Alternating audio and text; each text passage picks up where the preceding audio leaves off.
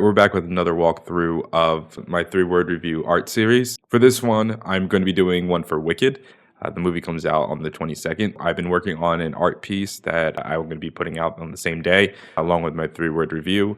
And today I'm going to be walking through the 3D creation of that background set. I have the default cube here, and I'm actually going to keep it here for this piece. The set is going to be a room with columns and windows. For this, I want to start off with a square cube to be able to build it into a room. Let's keep this square here, rotate, switch into edit, and then let's see, make sure that this is on the right there, and let's expand this. Sure that it is scaling along the 3D, and let's make this bigger, and then actually let's make this longer and wider as well. If you see me looking over here, it's because I have a reference photo as well that I'm going to be using as I'm creating this piece. All right, we're inside the box right now. I believe in the reference photo the walls are a little bit tighter than this. This is feeling right. I know a lot of people usually put the reference photo on top of their artwork as they're creating and working, but I don't know. I feel like I kind of want to use artistic interpretation here, especially knowing that this is a movie set. I don't really want to have it be exactly to scale. We have this box, we have this room. Now let's see, let's separate some of these things. Let's separate the ceiling, let's separate the floor, and let's separate this back wall. And then we can start working with different elements of it. You see how it's highlighted right now, and that's exactly what we want. Let's go over here. These are the walls. This is the roof, which actually we can get rid of for the time being. This is the floor, and this is the front wall, let's call it that. I might replace that wall with a door or partially part of the doors. For step 1, let's work on the floor. First, let's grab this plane and go into edit mode. And let's actually, we hit backslash, we could actually go into the edit mode of this specific asset rather than the whole entire scene. For this, we're going to be making tile flooring, and the flooring is going to be emerald textures, emerald scratch marks and things. Let's see, we want to subdivide this. Actually, let's do this. Let's do loop cuts. I can be a bit more precise with how I want this. Let's do this, and it seems like the pattern is pretty healthy in regards to like it's not a ton of squares. I feel like this is going to look nice. A lot of lines going on here. Let's go up here. It's a lot. And that should work. I'm not mad at that for right now. And then we'll do, I think the interesting thing about how I do these art pieces is that I'm learning on the fly as I'm doing a tutorial.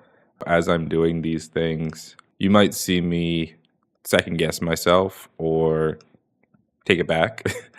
Nice to be able to have that flexibility as I'm creating these artworks. What I want to do is, as I'm starting to texture them, I want a square within a square. We can start to build like the divots between the tiles.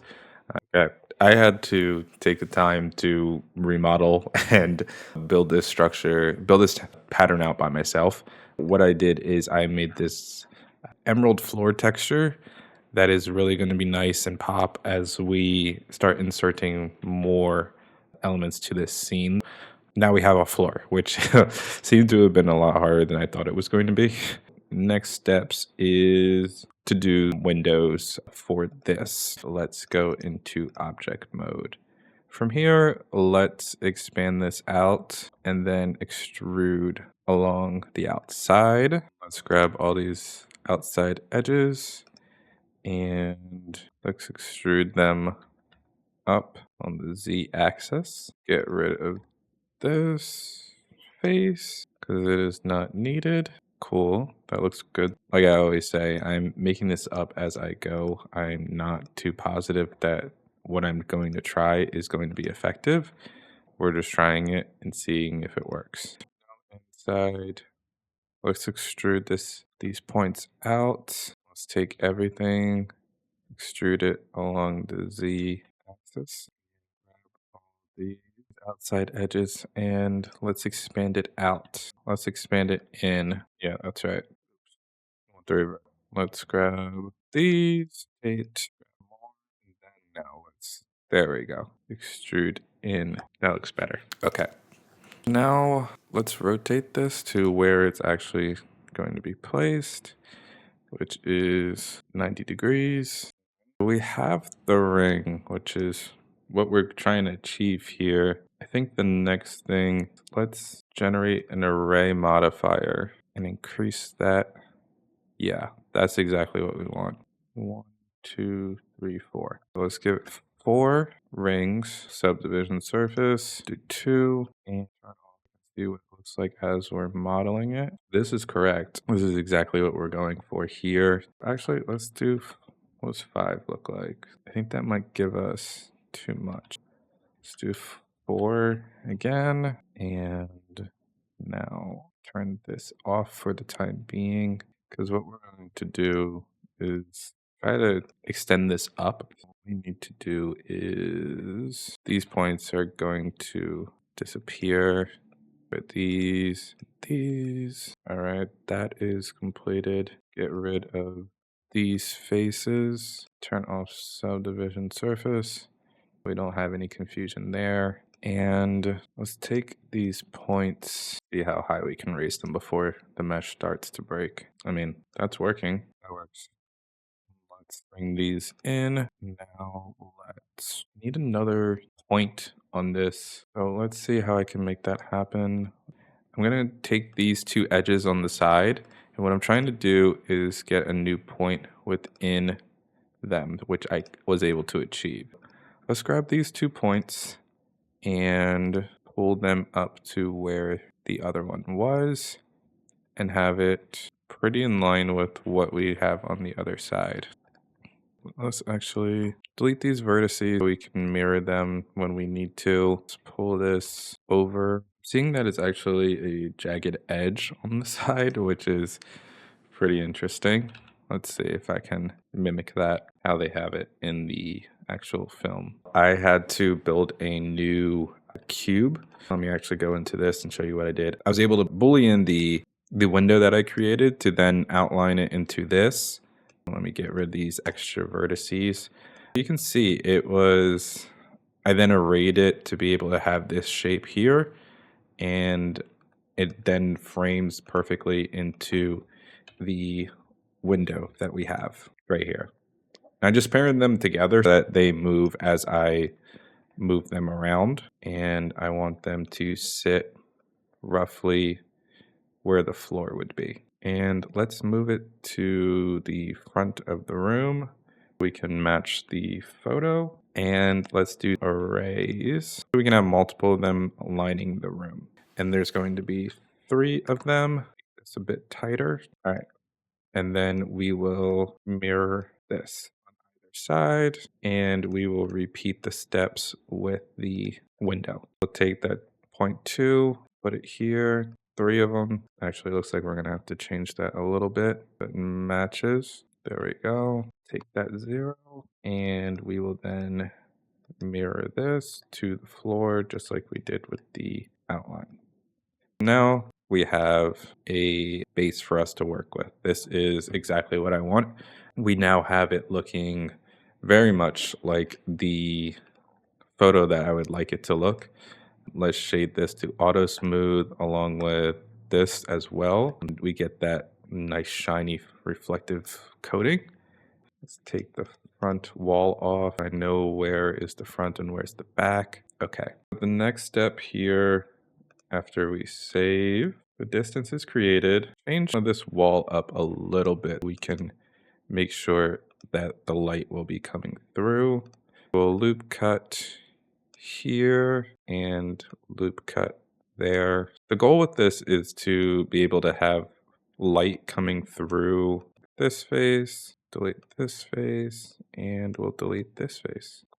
Now we have those walls hollowed out so that they are not interfering with the lighting that we are going to put in later. Let's get rid of this wall on that side. Then we can do this as a mirror floor. Great. Oh, I forgot to delete one of the faces over here. Oh, I see what's happening here. This wall is in the way. Let's delete that. And now it should be open. There we go. Okay, cool. That is, the walls are completed. Perfect. And now in the render view, we can see how this is starting to take shape with the light here in this room. What I'm seeing in the set photos, it looks like there's just one giant or many giant spotlights up on the top. We'll be able to recreate that later. But for right now, I think I just really wanted to see how this is looking in this form. Okay. Next is creating columns to be able to have inside this room as well. Let's start making those columns. Let's start off with a cylinder and go into edit mode, have it right in the center, and we'll stretch this to be the size of the room. From there, we're going to do modeling, loop cutting. Down here, I see a ridge. Let's add another one not too far away from it. And then a little higher, I see another ridge. Let's keep going. It's not a consistent shape, which is interesting, but we can make it look pretty good. I think we'll just have to figure out the rhythm to what this column is looking like. Okay, we have that. And let's single this out and go back into our view. I can see. Let's grab all of these and squish them in. Take this and squish it down. And this height, it looks like it's tapered at the bottom. We'll do that. And then let's grab these. Do another. I'm getting lost with how much detail there is in this, how many sections there are in this. Let me say that. And let's add another loop cut. What I'm always saying is that this stuff is not, I wouldn't say painstaking, but it's definitely like intricate, I think is the best way to put it. A few down here that I'll have to expand a bit. Let's do both at the same time. Yeah, I can get more control. Let's go down here. I can see. Okay, these have divot right there. And we can take this. What I'm trying to do is just mimic what I'm seeing in a set photo. And it's really difficult to be able to figure that out. There we go. We'll pull this in. We can get a ridge from here. Let's symbol this. Different detail. Let's do down here. There's 2 layers down there and another one right here. Let's grab this and extrude it out, and then do 2 cuts here. Sorry, edge work here, the edge here, and smooth this out a little bit. Edge up. So far, I'm not mad at this. I think this adds a layer of creative interpretation, like I was talking about. Let's see. I'll grab this. A loop underneath here that we can do, and then grab these to then bring it down. Looks nice here. I think we have what resembles what the set is looking like. Again, I'm not trying to get it exact, but I think I have it pretty down enough that people will be able to tell what I'm going for here. Grab this edge for one last mushroom, and I think we're good. Just edit this one right here. This is the only part that's bothering me. It's a little too harsh, but I think now it's good. We now have this column, which is exactly what we needed.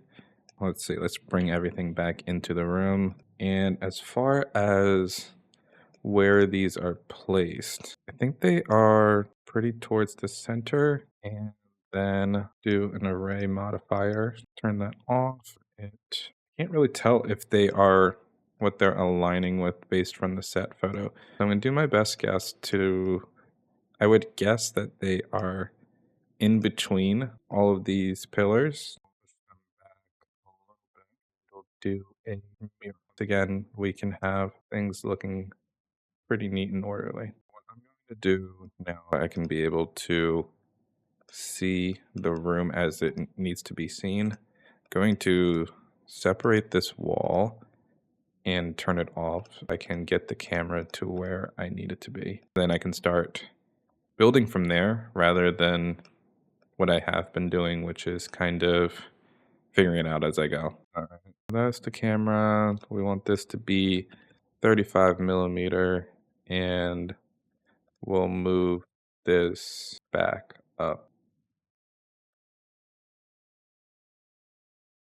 Any rotation. Okay, now I can start to see what I need to switch in order to make it fit properly in the camera view. Oh, that's why. There's only supposed to be 3. Let's take this edge right here and move it down.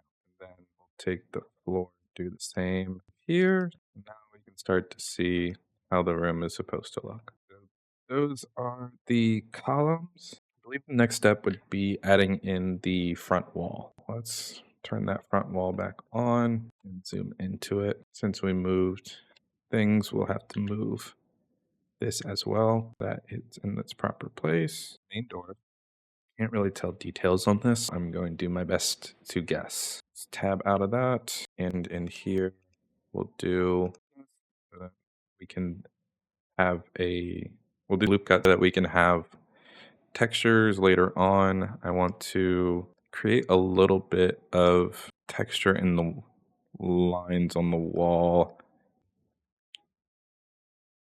There we go. What we're going to do is grab these and extrude them out a little bit, both of these. At the same time, we can extrude them out the same amount. And then we will take these 2 edges and we will bevel them. There, our walls. Get rid of these because we don't need these faces. I'm going to put a modifier on this so we can have the wall be a little bit thicker, just because I don't think it's necessary to do too much modeling in this area because it's going to be in the back of the shot. It's not going to be in the foreground, and it's not going to be that people notice. I don't want to spend too much time on it for that. There we go. And now we have our back wall. There's much texture and filigree all over this. As I start getting into texturing, I'm a bit nervous, but might end up just having to pull from the actual photos and reference rather than modeling on my own. The door is a plane with the top of it being arched. We can do that with, needs to be actually a little tighter than this. We'll grab these, grab this edge and pull it in, and we'll grab this edge and pull it in. Be able to create a fill and then delete it. This F. Perfect. That's what I desired. We'll take this face, design it, and back to, it seemed to be worth it. Let's just add in a plane. So we brought the plane in, rotate it 90 degrees. So it's perfectly in place. Switch over to edit mode and pull it up. What we're working on here is a door for just really for optics. It's not going to be functioning as anything. This one will not be opening or closing. It is just a door. Cut down the center and we'll get rid of this. We can mirror our efforts, get it thicker and more in line with what we have. Do is try to find out how to arch the top, or let me say that's what I'm going to be trying to figure out how to do. Let's take this edge, bring it down, and here, take this point, bring it up to here, and then we will subdivide. I think I know what I need to do. Subdivide here, bring this out and up. And we'll take these 2 points, bring them down. Actually, that's not necessary. I'm doing too much again. Let's pull this out, go here. I don't need the solidify modifier if I'm extruding. And from here, I'll take these 2 points because that's the height that I want. Pull it up, and then take this edge over here, and we will bevel the edge. Yep, because I'm seeing that the doorway and the wall are 2 different points. This is really tiny. It's got a tiny point. Okay, that is the door. Let's see how this is looking. There's a bit of light escaping here. Let's make this larger. The additional light's not a negative thing. There we go. Okay, door is done. We now have a lot of objects in the room. Put the roof back on. Let's move this edge over. We have the floor, the columns, the wall, the back wall, the door. Next, we're going to make the steps on the edit mode. And it seems like all the steps are equal in size. We won't need to change that up. Let's go all the way out here because I think these come out a little bit far. And turn to an array modifier, back it up. Oh, seems to be working. Biggest thing is just making sure it's on the ground. And then as we know, it's going to be 10 steps. This is where it's going to be a disconnect. Perhaps we pull this in, get this tighter. You can see.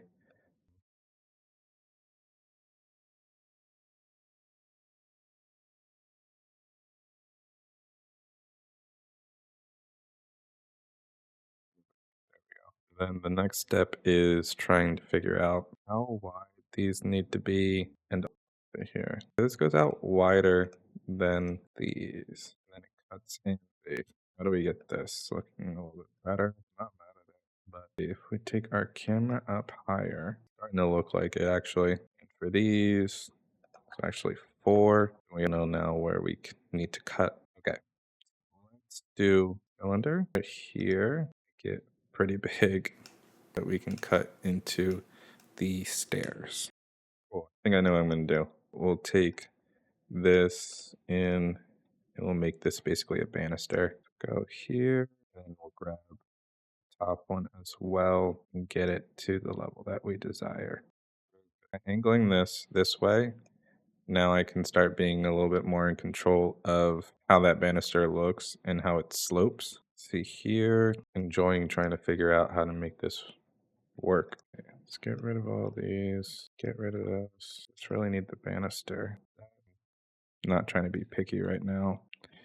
Okay, then we can start doing this editing where we have things being hidden, fortunately. There. Let's see how we can get these on the right track. We hide that in there. We can hide all of these inside the mesh. Doesn't need to be precise. We're just trying to hide these mesh points so that we can have a banister without these sticking out. So this seems to be working. Hiding the points seems to be that we can do just to get things out of the way. Sight out of mind here. And then what does this look like once we turn this on? These need to be pushed back more. And lastly, this getting pretty close with what we needed here. Let's start editing this and we'll do inset faces and those will be slightly raised. It looks pretty good. It looks like cool. I'm happy with this. Let's save this so that we have that down in the walls there as well. So we have all elements in for this to start being that we can look at, mod, and work with.